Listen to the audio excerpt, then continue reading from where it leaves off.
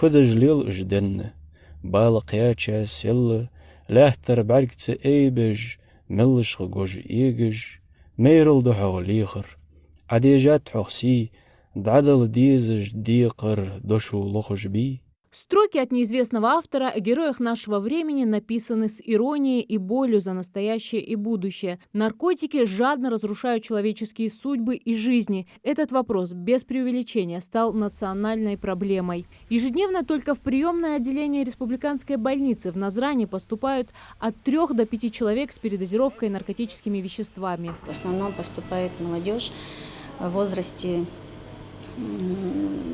где-то от 17 и выше. Встречаются даже, не так часто, но встречаются даже уже взрослые мужчины. Были и старше 40 лет тоже. Еще печальнее, наверное, что иногда к нам попадают даже молодые девушки.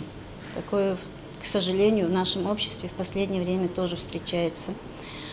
К нам они поступают, когда происходит передозировка наркотическими или психотропными веществами, когда концентрация токсинов достигает уже высоких цифр и нарушается деятельность дыхательной, сердечно-сосудистой системы, нервной системы. К нам они поступают уже цианотичные, без дыхания, когда еле-еле прощупывается пульс. Рашида Картоева – врач-реаниматолог КРКБ. Она делится, что некоторые наркозависимые настолько часто попадают в их отделение, что у них при себе даже бывают необходимые препараты, чтобы не задерживаться в реанимации после выхода из кризисного состояния. Эти врачи ежедневно видят не только наркозависимых, которые сами губят свои жизни, но и их родственников, которые с замиранием сердца дежурят у дверей реанимации. Они пытаются быстро от нас убежать. Они уже настолько привыкшие к тому, что к нам поступают и приходят в себя, что они уже стараются быстрее убежать, чтобы не зафиксировали их данные. Были страшные случаи, когда они не приходят в себя, переходят на искусственную вентиляцию легких, на аппаратное дыхание. У них развивается цитотоксический отек головного мозга, то есть уже идут дальше необратимые процессы в головном мозге. И, к сожалению, они потом остаются в хроническом вегетативном состоянии. Это такое состояние, грубо говоря, когда человек просто лежит как овощ, и за ним нужен просто уход. Такие случаи у нас тоже были. Вот за последний год 2 случая таких. Были и летальные исходы, когда даже искусственная вентиляция и наше лечение не помогает. Вот за последний год где-то 4, наверное, летальных исхода из-за осложнений вот этой передозировки наркотическими средствами. По данным прокуратуры Ингушетии, за 2022 год количество зарегистрированных преступлений, связанных со сбытом наркотиков, увеличилось на 18%. Также в прошлом году оперативными подразделениями республики перекрыто 19 крупных каналов поставок наркотических средств из Москвы, Ростовской и Астраханских областей, Республики Дагестан и Татарстан. Увеличилось также количество изъятых наркотических средств. Оно составило в этом году 57 килограммов из незаконного оборота изъято.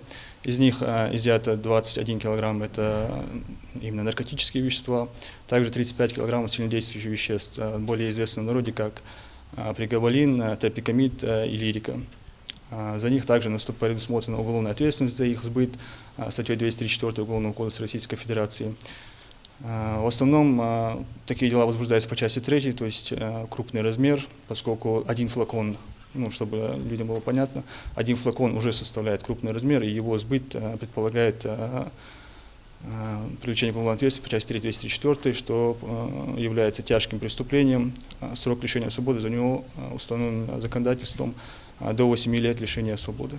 Преступники проявляют фантазию и ловкость в своем деле. Так, к примеру, 2 жителей Ингушетии попытались перевезти в республику героин, спрятанный в телевизоре. По оперативным данным, один из подельников в Москве приобрел героин, около 90 граммов, и спрятал его за задней панелью телевизора, который в июне прошлого года он отправил в республику на маршрутном автобусе. Но забрать телевизор соучастнику не удалось. Наркотики были обнаружены и изъяты правоохранителями. Сейчас обвиняемые под стражей, уголовное дело направлено в суд. Преступники перешли к методам конспирации и пользуются оптово-тайниковыми закладками. То есть каким образом это происходит? В мессенджере, допустим, Telegram, людям предлагают работу, легкий заработок, так сказать. Связавшись с оператором, чаще всего это бывает неустановленное лицо, связавшись с ним посредством этого мессенджера, он предлагает ему перевозить из одного региона, допустим, Республики Ингушетия, поднять в одном регионе закладку и разместить ее на территории нашей республики, и после чего передать эти сведения оператору. Следует отметить, что за каждую разложенную такую закладку преступник будет нести уголовную ответственность по конкретной статье. То есть в случае, если вот крупный размер у нас по героину, допустим, составляет 2,5 грамма, то есть это маленький сверток практически, ответственность за такое преступление предусмотрена Уголовным кодексом статьей 228 прим. Российской Федерации, Уголовного кодекса Российской Федерации. Срок до 20 лет лишения свободы. Будьте внимательны к родным, обращайте внимание на изменения в поведении, образе жизни и взгляде близких. Ведь наркотики дают эйфорию только в начале, а дальше это уже путь в никуда. Не скрывайте, если кто-то из ваших родных попал в эту ловушку. Не закрывайте глаза, попробуйте помочь, поговорить, обратиться к старшим или в специализированные центры, пока не стало поздно. Зарема Ивлоева, Адам Далаков, Мухаммад Белакиев, Новости 24.